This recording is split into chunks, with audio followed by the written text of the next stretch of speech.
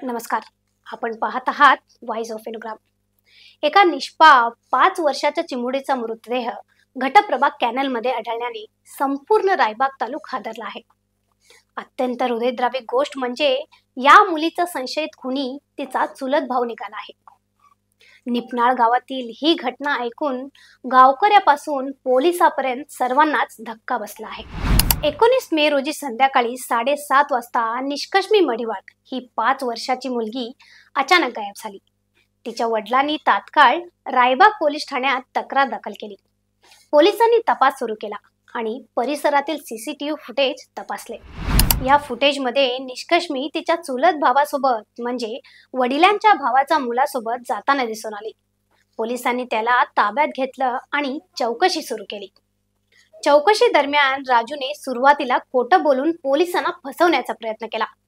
त्याने सांगितलं की चिमुडी त्याच्या मागे येत असताना घटप्रभा कॅनलमध्ये पडली. पण पोलिसांना हा दावा संशयास्पद वाटला आणि त्याने सखोल तपास केली. शेवटी हल्लूर गावातील बसवनगर येथील एका शेताजवळील झाडीत तिचा मृतदेह सापडला. चिमुडीचा चेहरा पाहून तिच्या नातेवाईकांचा आक्रोश आभाळ फाडून निघाला. ही बातमी गावात वाऱ्यासारखी पसरली. गावकरी स्तब्ध झाले.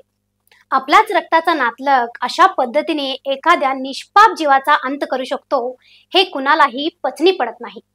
राजू सध्या PUC शिक्षण घेत आहे. त्याच्यावर अपहरण आणि खुनाचा गुन्हा दाखल करण्यात आला आहे.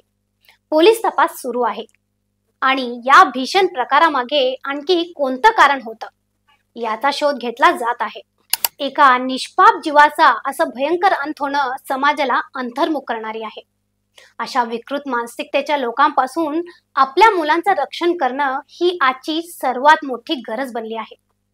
व्हॉइस ऑफ वेणुग्राम तर्फे आम्ही या कृत्याचा निषेध करतो.